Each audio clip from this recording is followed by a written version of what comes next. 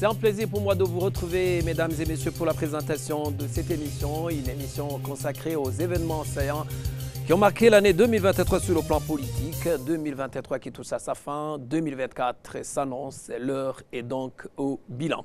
Ouvrons cette émission par la bonne gouvernance et remaniement ministériel. Au mois de septembre, le président du Sénat venait au cours d'une séance de présentation du rapport de mise en œuvre du plan d'action annuel du gouvernement pour le deuxième semestre, exercice 2023, devant le Parlement réuni en congrès, de proposer au Premier ministre de remplacer les ministres les moins performants. Egide Mbazumutima.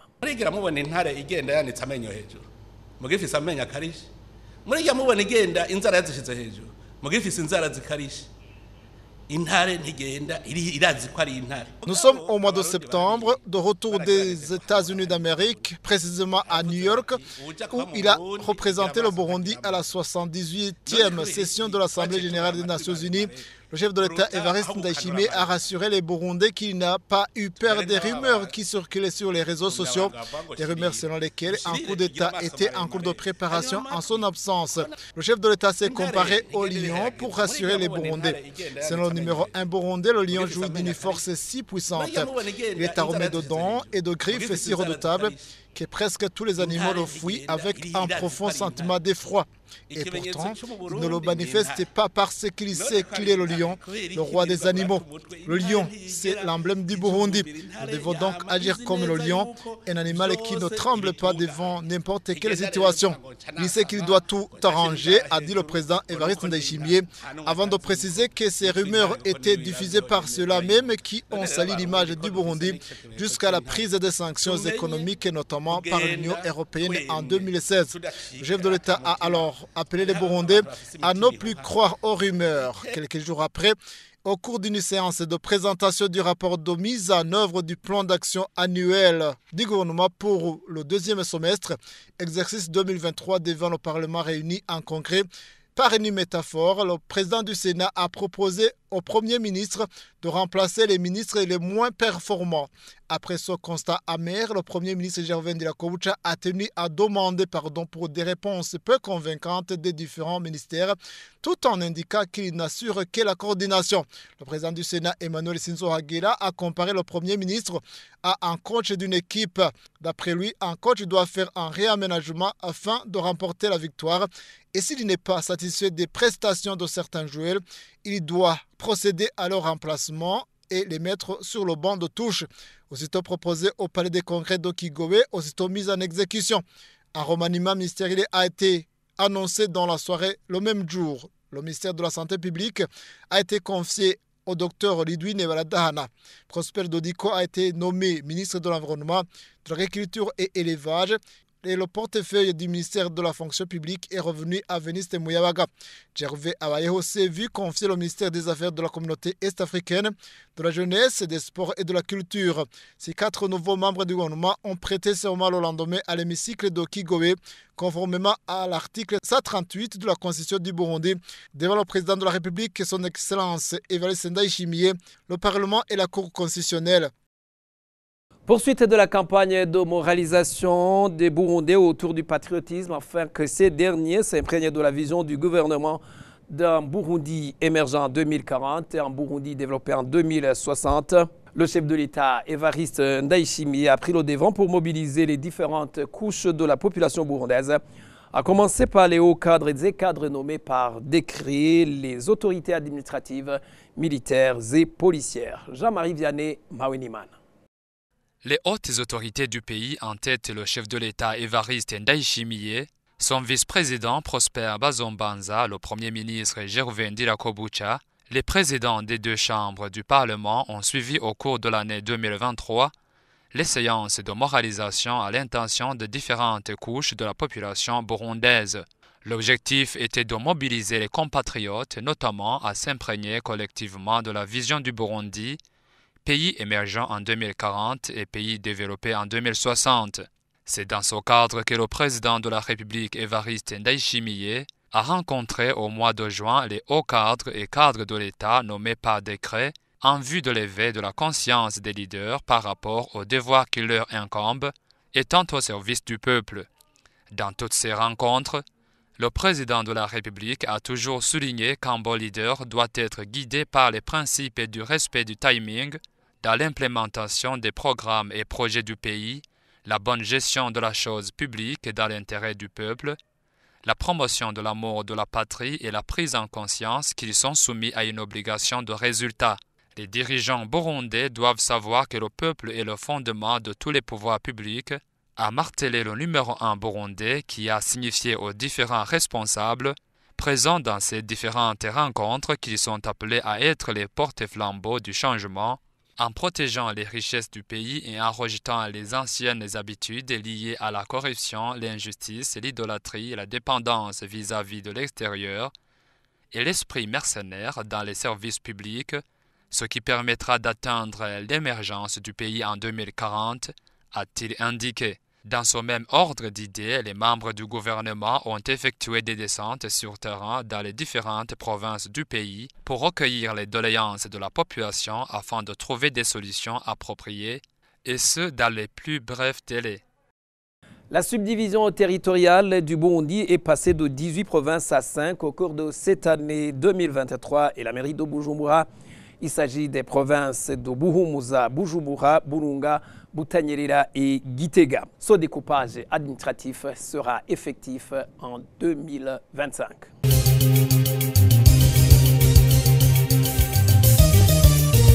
Prosper Ntahogwamiye est depuis le 11 décembre de cette année le nouveau président de la CENI, la Commission électorale nationale indépendante. Cette équipe a été nommée pour préparer les élections législatives et communales de 2025 et la présidentielle de 2027. La population en âge de voter résultera du recensement général de la population en cours. La carte nationale d'identité biométrique sera obligatoire. Dieudonné Ndachaïsa. La nomination de la nouvelle équipe de la Commission électorale nationale indépendante CENI est une étape importante dans la préparation des élections législatives et communales de 2025 ainsi que les présidentielles de 2027. Selon le décret présidentiel du 11 décembre, la nouvelle équipe de la CENI est présidée par Prosper Ntahogwamiye et ayant pour vice-présidente Madame Victoire Nahimana.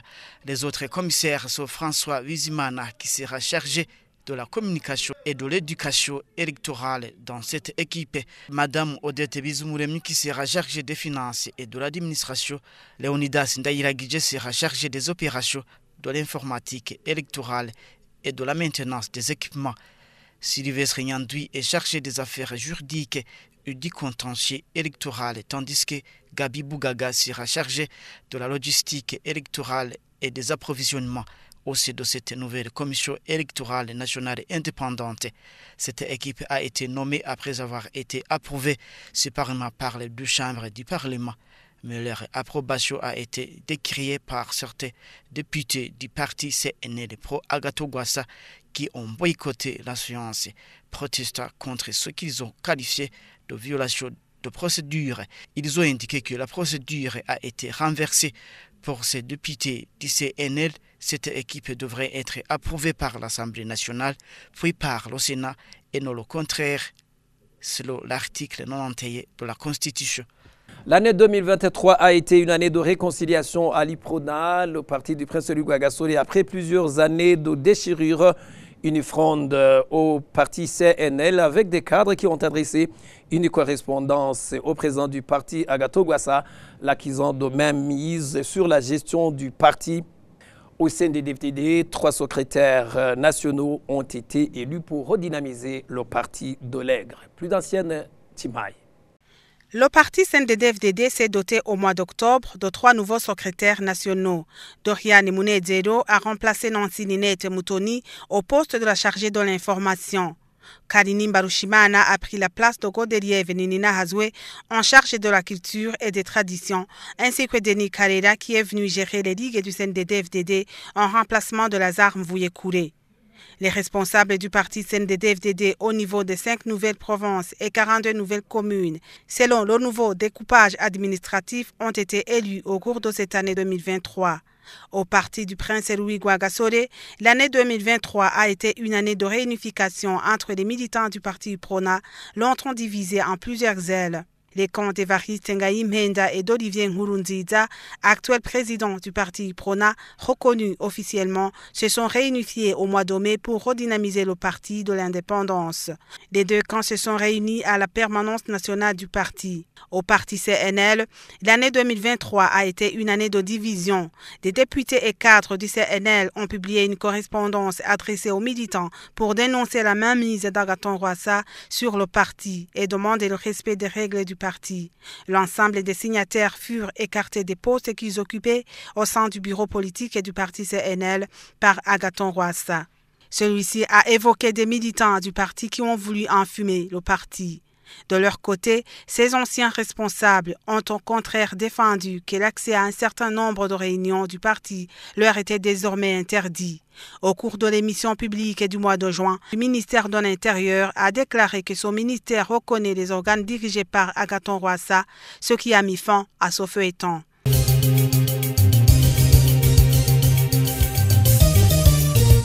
Et dans le secteur de la justice, la perpétuité a été la peine requise contre l'ancien Premier ministre. Le général de police Alain-Guillaume Bunyoni a été accusé de saper la sécurité intérieure de l'État, la détention illégale d'armes et d'insultes au chef de l'État, Évariste Ndayishimiye. Jocelyne Kanghindi. La prison à vie a été la peine prononcée par la Cour suprême contre le général de police Alain-Guillaume Bunyoni, ancien Premier ministre, a été le fait saillant de l'année dans le secteur de la justice.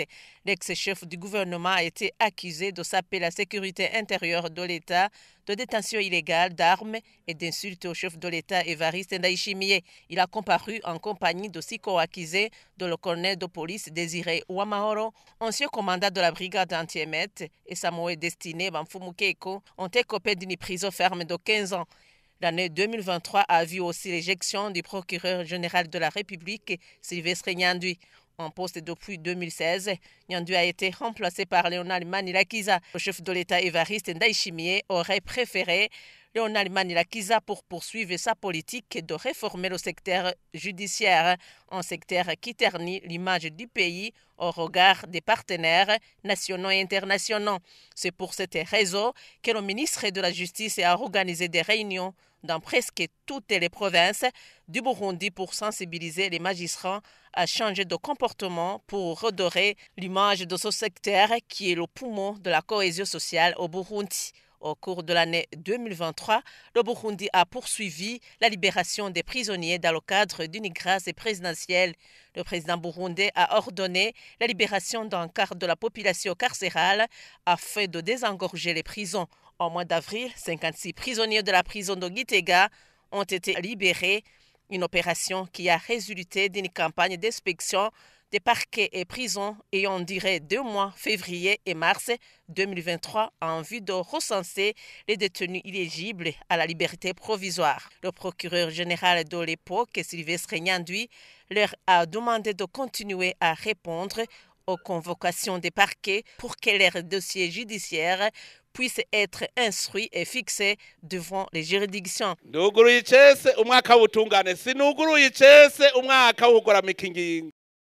Enfin, la rentrée judiciaire édition 2023-2024 s'est déroulée en présence des plus hautes autorités de l'État et a été placée sous le signe de l'éradication de la corruption généralisée au sein de la justice.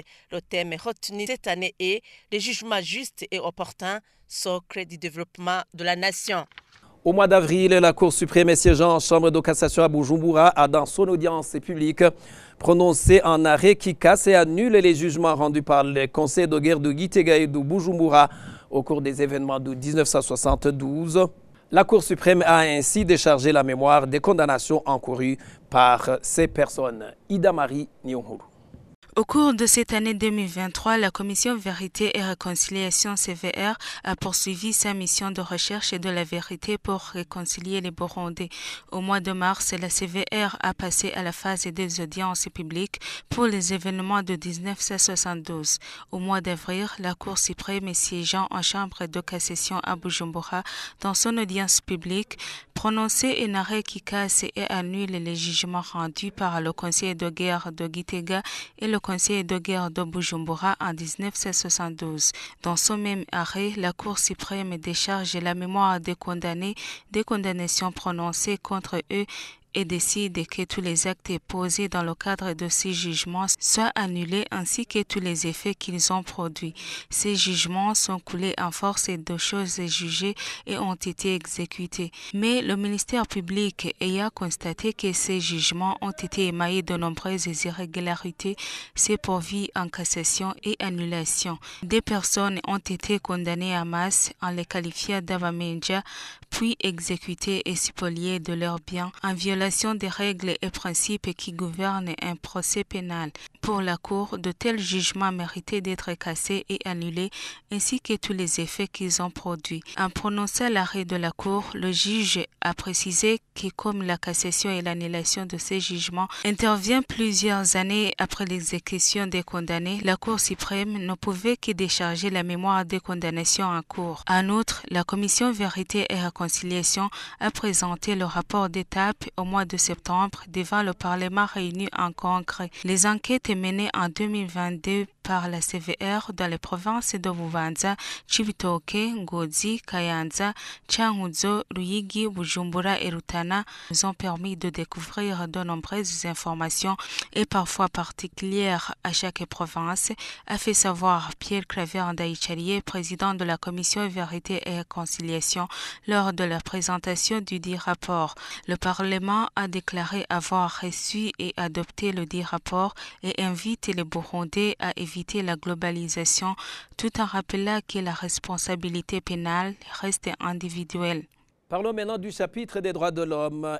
Au cours de cette année 2023, le Burundi a été élu au mois de septembre pour faire partie des 15 États membres du Conseil des droits de l'homme des Nations Unies pour la période 2024-2026. Le Burundi a décroché 168 voix sur les 193 votants. Les 15 États dont le Burundi siégeront au Conseil des droits de l'homme à partir de janvier 2024. Claudine Manilam. Burundi a été élu au mois d'octobre par l'Assemblée générale des Nations Unies pour faire partie des 15 membres du Conseil des droits de l'homme des Nations Unies pour la période 2024-2026. Les candidats devaient obtenir au moins 87 voix, soit la majorité des 193 États membres de l'Assemblée. Le Burundi a décroché 168 voix sur les 193. Les 15 États siégeront au Conseil des droits de l'homme à partir du 1er janvier 2024. Ce même Conseil des droits de l'homme de l'ONU s'est prononcé au mois d'octobre en faveur de la prolongation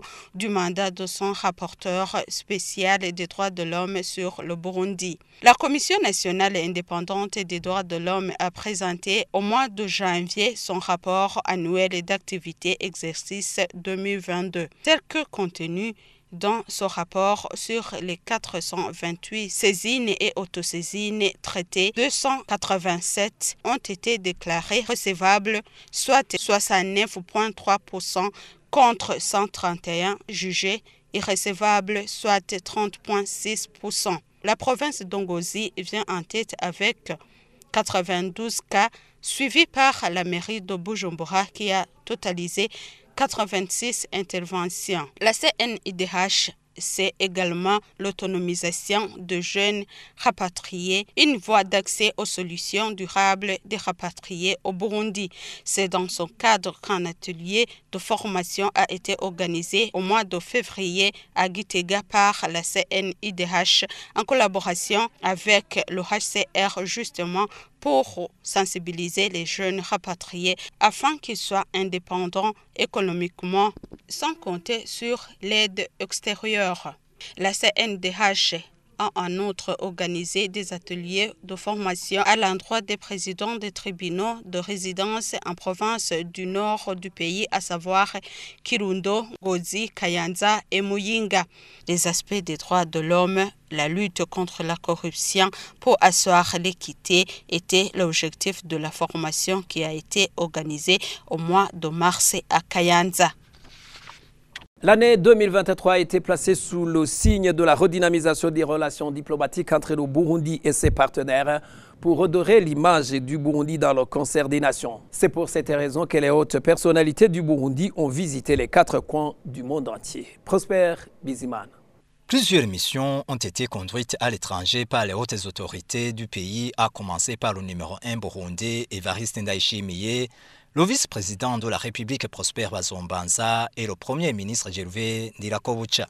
Le chef de l'État Evariste Ndayishimiye, en même temps président en exercice de la communauté est-africaine, a notamment pris part à la 78e session de l'Assemblée générale des Nations unies tenue au mois de septembre à New York aux États-Unis d'Amérique, où il a même prononcé un discours. Osons le dire, l'instabilité politico-sécuritaire des pays du Sud, surtout en Afrique, vient de la volonté des puissances qui veulent guider les politiques intérieures des pays en développement.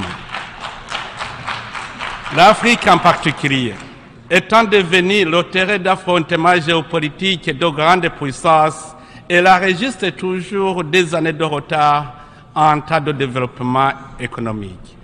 Et c'est ce déficit économique qui devient la cause des conflits internes qui enfonce encore nos pays dans l'extrême pauvreté. Mon pays réitère son ferme attachement au règlement pacifique des conflits par la voie du dialogue, de coopération, de la concertation et de la négociation. Le président Ndayishimiye a aussi participé au sommet Russie-Afrique tenu au mois de juillet, au sommet des BRICS tenu à Johannesburg, la capitale sud-africaine, au mois d'août. Au mois de septembre, le président Evariste Ndayishimiye a participé au sommet du groupe des 77 plus la Chine à La Havane au Cuba, une rencontre qui a rassemblé plus d'une centaine d'États du monde entier sur le thème « Enjeux du développement, le rôle de la science, de la technologie et de l'innovation ». En Chine, il a effectué une série de visites dans différentes usines de cette deuxième économie mondiale. Le 36e sommet de l'Union africaine a élu le président Ndayishimiye, membre du bureau de l'Union africaine, en tant que troisième vice-président, représentant ainsi la région de l'Afrique centrale. Ami des jeunes, le président burundais a également été leader désigné de l'Union africaine pour la promotion du programme Jeunesse, Paix et Sécurité en Afrique. Le numéro 1 burundais a aussi participé au sommet des pays les moins avancés de Doha au Qatar. C'était au mois de mars pour attirer l'attention du monde. Le vice-président de la République, Prosper Bazombanza, a quant à lui représenté le chef de l'État en Angola. C'était au 10e sommet extraordinaire de la CIRGL sur la paix et la sécurité dans la région est de la République démocratique du Congo et en République du Soudan. Le Premier ministre a foulé le sol gabonais au mois de mars pour participer au sommet sur les forêts. À marge de ce sommet, Gervais Ndirakobucha a rencontré la diaspora burundaise vivant au Gabon. Au mois d'avril, le Premier ministre a visité l'Italie où il a été reçu en audience par le Vatican. Ce fut également une occasion pour explorer les pratiques agricoles durables et productives. En Tanzanie, au mois de juillet, Ndirakobucha a participé aussi au sommet sur le capital humain en Afrique. Bujumbura a également abrité au mois de mai un sommet des pays membres de la communauté africaine sur la paix et la sécurité à l'est de la République démocratique du Congo. Enfin, le chef de l'État, Evariste Ndayishimiye, a reçu des lettres de créance des ambassadeurs plénipotentiaires et extraordinaires nouvellement accrédités au Burundi.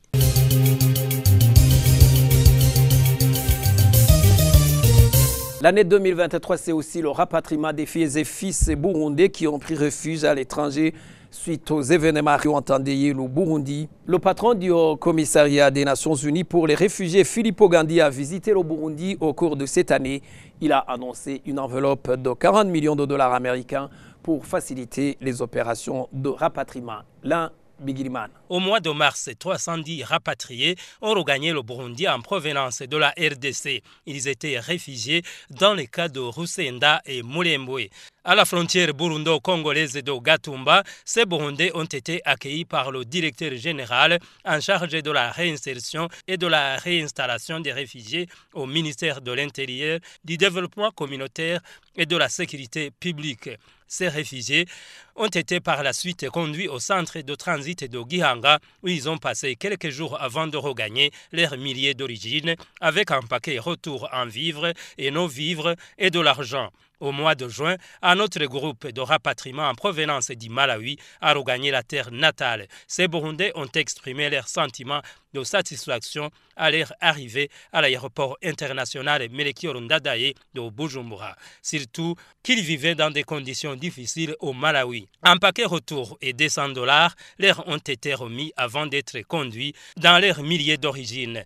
Il est à noter que plusieurs milliers de Burundais sont toujours réfugiés au Malawi, dont 5 000 se sont fait inscrire pour un rapatriement volontaire. Au cours de cette année 2023, le haut-commissaire des Nations Unies pour les réfugiés, Filippo Grandi, a visité le Burundi et un dîner lui a été offert. Au cours de cette visite, Filippo Grandi a précisé que cette agence onusienne compte améliorer le paquet retour en vue de faciliter la réintégration et la création des activités génératrices de revenus pour les réfugiés au sein de leur communauté. Au cours d'une conférence de presse animée conjointement avec l'ambassadeur de l'Union européenne de l'époque au Burundi, Claude Bochou, une somme de 40 millions de dollars américains a été engagée par l'Union européenne pour appuyer le Burundi dans ce processus. Les activités du HCR au Burundi consistent à l'appui aux réfugiés burundais qui retournent dans le pays ainsi qu'à l'appui au gouvernement burundais qui accueille les réfugiés depuis les autres pays voisins, notamment ceux de la République démocratique du Congo, a rappelé Filippo Grandi. La sécurité a été perturbée en commune Emabaye de la province Chibitoke. Le président de la Ligue des jeunes de cette commune frontalière avec la Kibila a été assassiné au mois d'août par des criminels qui n'ont pas été identifiés. Et de son côté, l'armée burundaise a interdit aux civils le port des tenues militaires et policières. Pour le porte-parole de la Force de défense nationale du Burundi, les groupes terroristes peuvent utiliser les mêmes tenues et s'infiltrer dans la population pour poser des actes de terrorisme ou d'autres formes d'insécurité. Diomed Hategekiman. Le représentant de la Ligue des jeunes du parti CNDD-FDD dans la commune Mabaye de la province Chibitoke a été assassiné tout près de chez lui sur la colline Gasekebeyi en zone Ruhororo dans la nuit du 3 au 4 août 2023. Des autorités au plus haut niveau se sont mobilisées pour trouver une solution à cette insécurité grandissante. C'est ainsi qu'au cours de sa descente en commune Mabaye, le Premier ministre Gervais Ndirakobucha, lui aussi originaire de cette province, a mis en garde certains administratifs et les habitants qui collaborent avec le groupe armé basé dans la forêt de Mabaye. Cette insécurité a été ponctuée d'arrestations. L'administrateur de cette commune a été suspendu de ses fonctions, accusé de complicité avec ces rebelles, et d'autres arrestations se sont poursuivies chez les administratifs à la base pour la même cause. Des opérations militaires ont été vite engagées pour mettre hors d'état de nuire ces fauteurs de troubles en vue d'assurer la sécurité des citoyens. À travers un communiqué lu par le porte-parole de la Force de défense nationale du Burundi, l'armée burundaise a interdit aux civils le port des tenues militaires et policières. Selon le colonel Floribert Biereke, ces tenues militaires ou policières devraient être la chasse gardée des membres de ces deux corps de sécurité. Le port de ces tenues crée des confusions au niveau de la distinction des membres de corps de défense et de sécurité et des civils en tenue militaire ou policière. C'est une source d'insécurité, a fait savoir le colonel Biereke, porte-parole de la Force de la défense nationale du Burundi, FDNB, dans un point de presse animé au mois de septembre à Bujumbura. Selon lui, les groupes terroristes peuvent utiliser les mêmes tenues et s'infiltrer dans la population pour poser des actes de terrorisme ou d'autres formes d'insécurité. Le colonel Biereke a également rappelé que la région dont le Burundi fait partie a encore des groupes armés dont le mode opératoire n'est pas différent de celui des terroristes et de fustiger que ces tenues se retrouvent commercialisées dans différents endroits du territoire national. Un délai de 2 semaines a été accordé à toute personne en possession de ces tenues semblables à celles des militaires et policiers pour les remettre aux unités militaires qui leur sont proches sous peine de sanctions aux contrevenants. Bouclons notre rétrospective politique par cette campagne de consultation des Burundis, une campagne qui a été organisée par le Sénat sur le maintien ou la suppression des quotas ethniques dans les institutions. Le rapport de cette commission n'est pas encore sorti.